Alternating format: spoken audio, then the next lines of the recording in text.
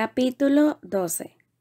La promesa de una vida profesional sin tropiezos que mi llegada tranquila a Thornfield parecía augurar no se disipó al conocer mejor el lugar y a sus ocupantes. La señora Fairfax resultó ser lo que parecía, una mujer plácida y bondadosa, con una educación adecuada y una inteligencia normal. Mi alumna era una niña vivaz, mimada y consentida, por lo que a veces era algo díscola.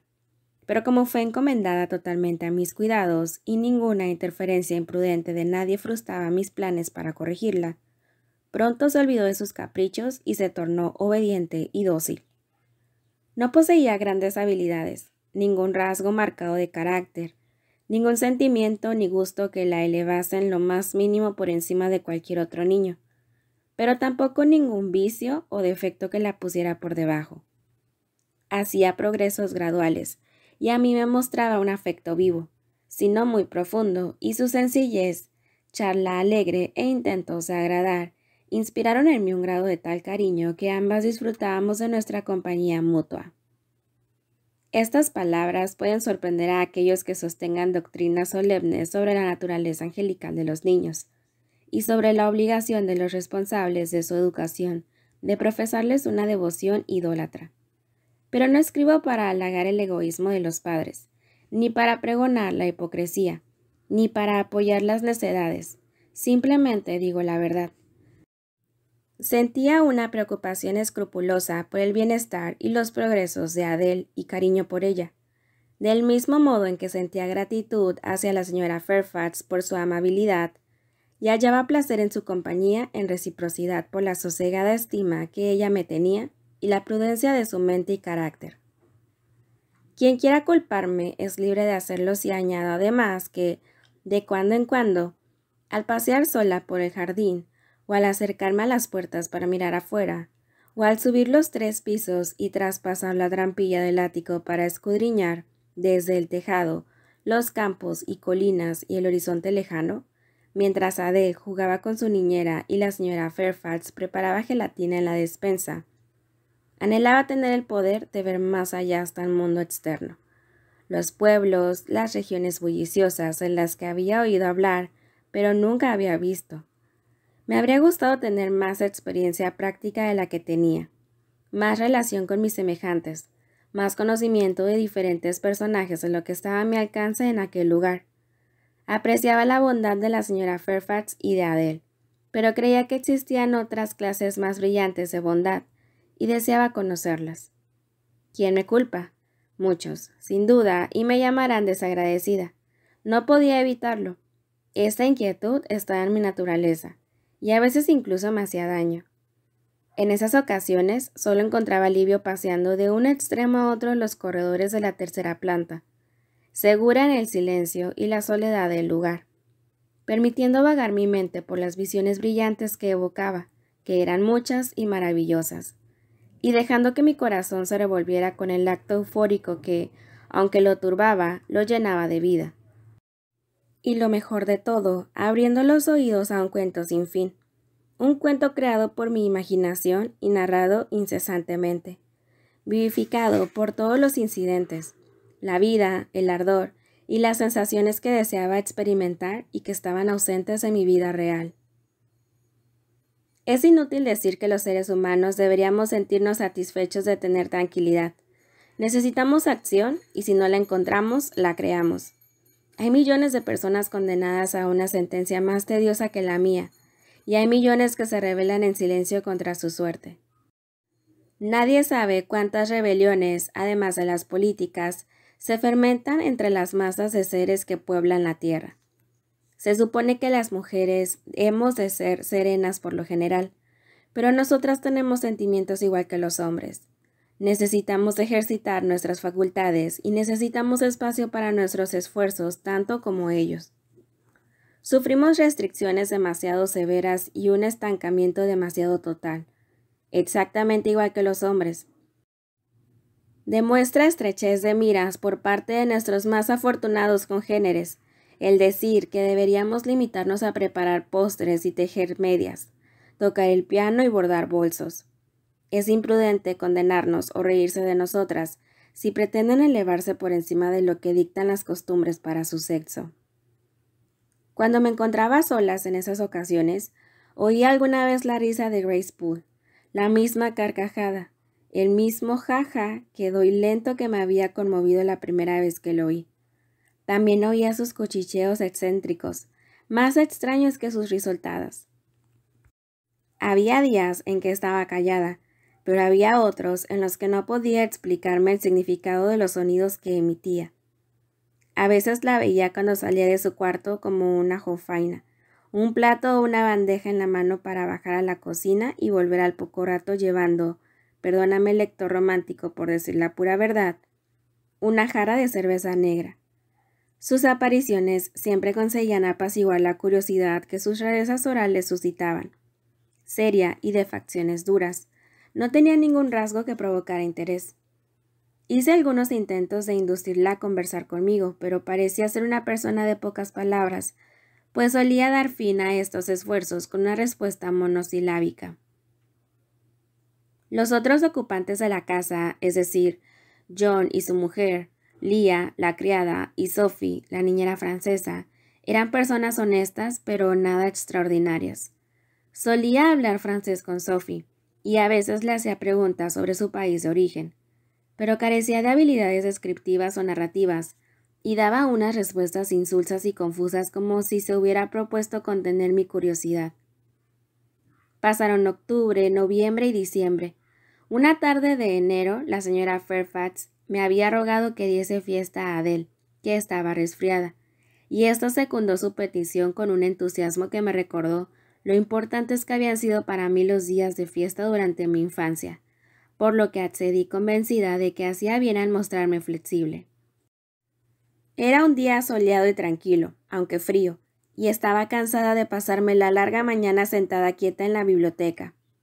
La señora Fairfax acababa de escribir una carta que había que echar al correo, así que me puse el sombrero y me ofrecí para llevarla. Una distancia adecuada para un paso agradable en una tarde de invierno.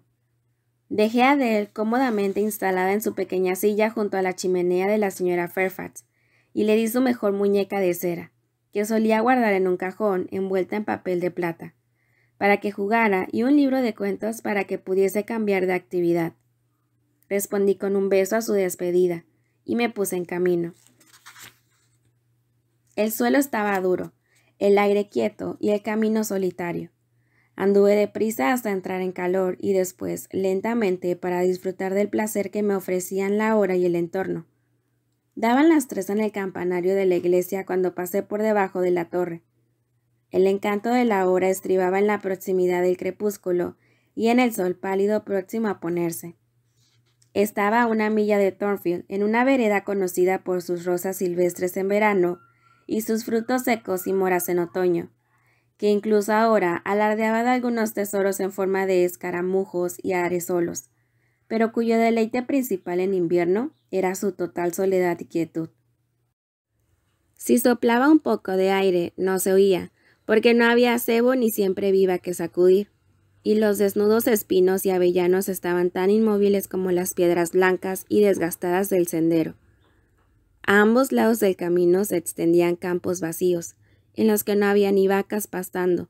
Los pajarillos de color marrón que se agitaban de cuando en cuando en los setos parecían hojas muertas que habían olvidado caer. Esta vereda iba cuesta arriba, y al llegar a la mitad del camino, me senté en los escalones de una cerca que daban paso a un campo.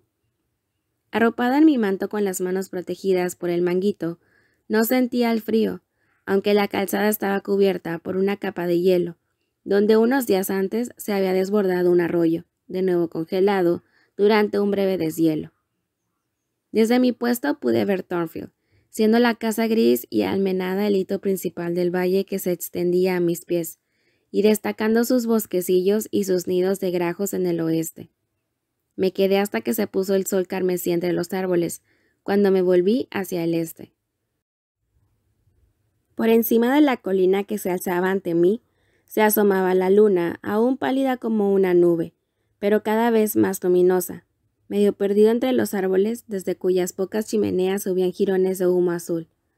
Estaba a 1 milla todavía, pero en el profundo silencio pude oír claramente sus leves murmullos de vida. También mi oído captó el flujo de corrientes desde no sé qué cañadas y hondonadas de los desfiladeros de las colinas, sin duda, cuajadas de riachuelos, más allá. El sosiego de la tarde delataba tanto el rumor de los regatos más cercanos como el murmullo de los más lejanos.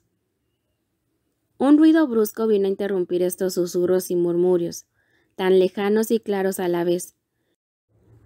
Eran como fuertes pisadas y un retumbo metálico que ahogaron los suaves murmullos, del mismo modo en que en un cuadro la sólida mole de una roca o el áspero tronco de un gran roble, oscuros y fuertes en primer plano, borran las colinas azules, el horizonte soleado y las armónicas nubes del fondo, donde todos los colores se entremezclan. El alboroto procedía de la calzada. Era un caballo, todavía oculto por las vueltas de la vereda que se acercaba. Estaba a punto de levantarme de mi asiento, pero como el sendero era estrecho, me quedé para dejarlo pasar. Yo era joven en aquel entonces, y toda suerte de fantasías buenas y malas poblaban mi mente. Los recuerdos de los cuentos infantiles cohabitaban con otros desatinos, y cuando se reavivaban mi madurez incipiente los teñía de un vigor y una viveza que la niñez no podía imaginar. Al aproximarse aquel caballo, y mientras esperaba su aparición en el crepúsculo, recordé uno de los cuentos de Bessie sobre un espíritu del norte de Inglaterra llamado Gritrash, el cual, bajo la forma de un caballo, una mula o un gran perro, frecuentaba los caminos solitarios y algunas veces se acercaba a los viajeros tardíos, tal como ese caballo se acercaba a mí. Estaba muy cerca, pero aún no era visible cuando, además de las pisadas, noté una embestida bajo el seto y apareció junto a los avellanos un enorme perro, que destacaba sobre los árboles por su color blanco y negro. Era una réplica exacta del Gritrash de Bessie, con una cabeza gigantesca y una melena como de león. Sin embargo, pasó por mi lado tranquilamente sin detenerse a mirarme a la cara con los ojos más que caninos, como esperaba a medias que hiciera. Lo siguió el caballo, un corcel alto, montado por un jinete. El hombre, el ser humano, rompió el hechizo en el acto. Nadie montaba un Gritrash que siempre andaba solo, y los trasgos, que yo supiera, aunque podían ocupar los cuerpos ignorantes de las bestias, difícilmente podían aspirar a ocultarse bajo formas humanas normales. Este no era un Gritrash, pues sino un viajero con rumbo a Millcote por el atajo. Pasó de largo y yo seguí mi camino. Di unos pasos y me volví, mi atención capturada por el sonido de algo deslizándose y una caída sonora y la exclamación: ¿Qué demonios voy a hacer ahora? El hombre y el caballo estaban en el suelo. Habían resbalado en la capa de hielo que cubría la calzada. El perro regresó brincando y viendo a su amo en un apuro y oyendo relinchar al caballo, ladró hasta arrancar ecos de las colinas, estruendo que se correspondía con el tamaño del animal. Olfateaba alrededor del grupo de caídos y luego acudió a mí, que era lo único que podía hacer porque no había nadie más a quien acudir. Obedecí su petición y me acerqué al viajero que en aquellos momentos luchaba por librarse de su caballo. Sus intentos eran tan vigorosos que pensé que no debía de estar malherido, pero le pregunté: ¿Está usted herido, señor? Creo que estaba maldiciendo, pero no estoy segura. No obstante, pronunciaba alguna fórmula que le impidió contestarme enseguida. ¿Puedo hacer algo?, pregunté nuevamente. Puede echarse a un lado, respondió al mismo tiempo que se levantaba, primero poniéndose de rodillas y después de pie. Lo hice así, e inmediatamente comenzó un proceso de tirones, pisotones y chacoloteos, todo acompañado por unos ladridos y aullidos que me hicieron alejarme bastante, aunque no quise marcharme del todo hasta no presenciar el desenlace, que al final fue afortunado.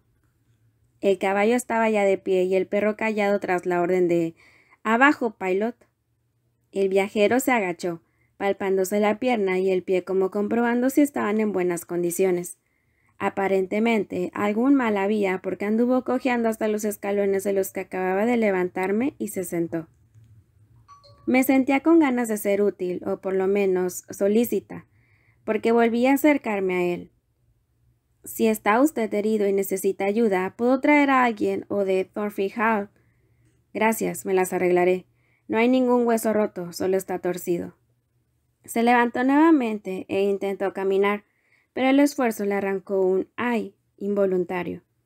Como todavía quedaba algo de luz de día y la luna brillaba con fuerza, pude ver claramente. Estaba envuelto en una capa de montar con cuello de piel y hebillas de acero. No pude ver muchos detalles, pero observé que era de mediana altura y bastante fornido. Tenía el rostro moreno, con facciones graves y frente amplia. Los ojos y el entrecejo fruncidos mostraban su ira y frustración en aquellos momentos. Ya no era joven, pero aún no de mediana edad, quizás unos 35 años. No me inspiraba nada de miedo y solo un poco de timidez. Si hubiese sido un caballero guapo de aspecto heroico, no me habría atrevido a hacerle preguntas de aquella manera en contra de su voluntad, ni a ofrecerle mis servicios sin haberlos pedido él. Casi nunca había visto a un joven guapo, y nunca había hablado con ninguno. Tenía una reverencia y veneración teóricas hacia la belleza, la elegancia, la galantería y la fascinación. Pero si me hubiera encontrado con estas cualidades plasmadas en forma masculina, mi instinto me habría dicho que no podrían ni querrían congeniar conmigo, y los habría evitado como evitaría el fuego, los rayos o cualquier otra cosa brillante pero hostil. Si por lo menos el forastero hubiera sonreído y se hubiera mostrado de buen humor cuando le hablé, si hubiera rehusado mi ofrecimiento de socorro alegremente y con gratitud, yo habría reprendido mi camino sin sentirme inclinada a indagar más. Pero el ceño fruncido y la hosquedad del viajero hicieron que me sintiera a mis anchas. Cuando me hizo señas de que me fuera, me mantuve en mi puesto y dije: «No puedo dejarlo, señor, a una hora tan tardía en este camino solitario, hasta que no lo vea en condiciones de montar el caballo». Me miró cuando dije esto. Antes apenas había vuelto sus ojos en mi dirección. «Me parece que usted debería estar en casa también», dijo, «si es que tiene casa por esta zona. ¿De dónde ha venido?» «De allá abajo, y no me da nada de miedo estar bajo la luz de la luna. Iré corriendo con gusto al pueblo, si usted lo desea. De todos modos, me dirijo allí para echar una carta». «¿Vive usted allá abajo? ¿Quiere decir, en la casa almenada?» Señalando Thornfield Hall, blanquecina a la luz de la luna y destacando por ello sobre los bosques que parecen una masa de sombras en contraste con el cielo del oeste. «Sí, señor». «¿De quién es la casa?» «Del señor Rochester». «¿Conoce usted al señor Rochester?» «No, jamás lo he visto». «¿Es que él no vive allí?» «No». «¿Puede decirme dónde está?» «No lo sé». «No es usted criada de la casa, por supuesto. Usted es...» Se detuvo y miró mi ropa, que era muy sencilla como de costumbre, una capa de merino y un sombrero de castor, ambas prendas negras y ninguna lo bastante buena como para ser de la doncella de una dama. Se esforzaba por descubrir quién era, así que lo ayudé. «Soy la institutriz». «Vaya, la institutriz», repitió. «Que me ahorquen si no se me había olvidado. La institutriz». Y de nuevo escudriñó mis ropas. 2 minutos más tarde se levantó de la cerca. Su rostro mostró dolor al intentar moverse. «No puedo encargarle que vaya a buscar ayuda», dijo, «pero puede usted ayudarme personalmente si me hace el favor». «Sí, señor». «¿No tendrá un paraguas que me sirva de bastón?» «No». «Intente coger la brida del caballo para acercármelo. ¿No tendrá miedo?»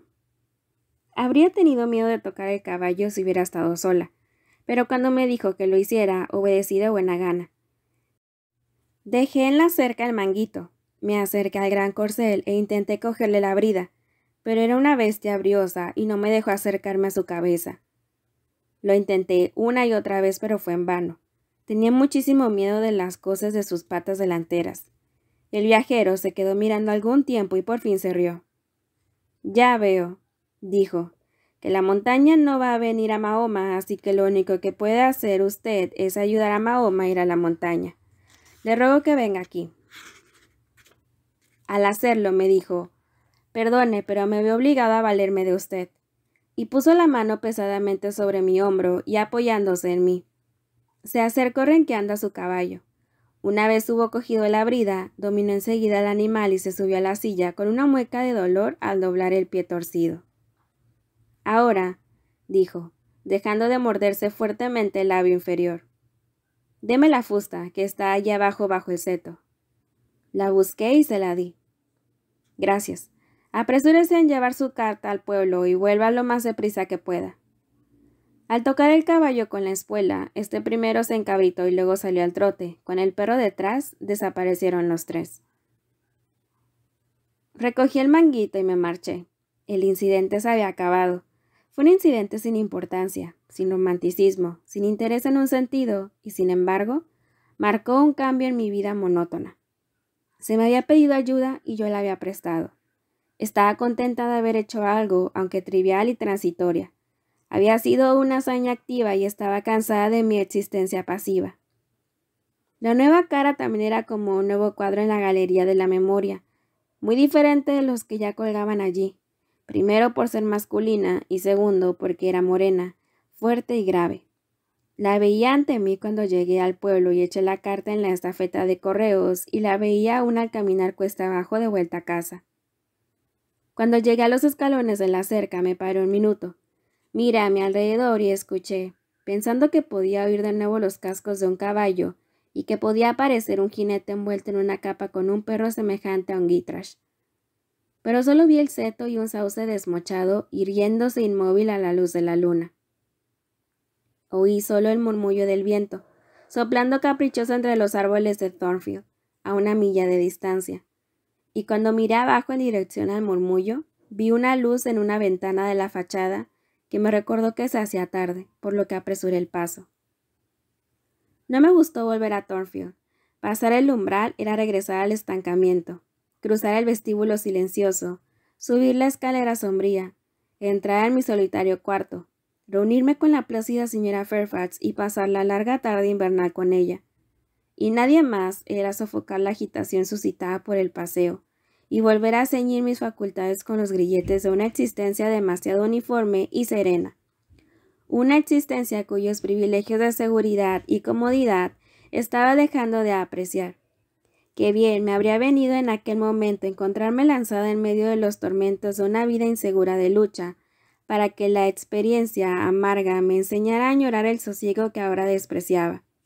Sí, me habría venido tan bien como un hombre sentado en un sillón demasiado cómodo, dar un largo paseo, y el deseo de movimiento era tan natural en mis circunstancias como lo hubiera sido en las de él. Me rezagué en la entrada, me rezagué sobre el césped, pasé de un lado a otro por el empedrado. Estaban cerradas las persianas de la puerta de cristal y no podía ver dentro. Tanto mis ojos como mi espíritu parecían atraídos lejos de la casa sombría, de la hondonada gris que se me figuraba repleta de células negras, hasta el cielo que se extendía ante mí, un mar azul inmaculado, libre de nubes, que la luna atravesaba con marcha solemne, mirando hacia lo alto a dejar caer cada vez más las colinas tras las cuales había salido, dirigiéndose al cenit negro infinitamente profundo e inconmensurablemente remoto. Al contemplar las estrellas temblorosas que la seguían, se estremeció mi corazón y se encendió mi sangre. Las cosas pequeñas nos devuelven a la realidad. Sonó el reloj del vestíbulo y fue suficiente. Dejando la luna y las estrellas, abrí una puerta lateral y entré. El vestíbulo no estaba a oscuras ni tampoco la alumbrada, solo la lámpara de bronce en lo alto, al igual que los peldaños inferiores de la escalera de roble. Estaba iluminada por un cálido resplandor. Este procedía del gran comedor, cuya doble puerta se encontraba abierta, mostrando un fuego acogedor, que se reflejaba en el hogar de mármol y los útiles de la chimenea de latón, revelando cálidamente las tapicerías moradas y los muebles lustrados. Revelaba también un grupo de personas junto al fuego, que apenas alcancé a vislumbrar, como apenas conseguí oír un alegre murmullo de voces entre las que me pareció distinguir la de Adele cuando se cerró la puerta. Me dirigí apresuradamente a la habitación de la señora Fairfax. También ardía un fuego allí, pero no había vela y no estaba la señora Fairfax. En su lugar, completamente solo, sentado tieso en la alfombra mirando gravemente las llamas, Vi un perro peludo blanco y negro, similar al Gytrash de la vereda. Se parecía tanto que me acerqué y dije, Pilot, y se levantó para acercarse a olfatearme. Lo acaricié y movió la enorme cola, pero era una bestia inquietante para estar a solas con ella y no sabía de dónde había salido. Toqué la campanilla porque quería una vela y una explicación de este visitante. Acudió Lía. ¿De quién es este perro? Vino con el señor. ¿Con quién? Con el amo, el señor Rochester, que acaba de llegar. Bien, ¿la señora Fairfax está con él? Sí, y la señorita Adele. Están en el comedor, y John ha ido a buscar al médico porque el amo ha tenido un accidente. Se ha caído de su caballo y se ha torcido el tobillo. ¿Se ha caído en la vereda? Sí, bajando la colina. Ha resbalado con el hielo. Ah, tráeme una vela, por favor, Lía. Entró a traérmela, seguida por la señora Fairfax, quien repitió las noticias, añadiendo que había llegado el señor Carter, el médico, que estaba con el señor Rochester. Salió apresurada a encargar que preparasen el té, y yo me encaminé a mi cuarto para quitarme la ropa.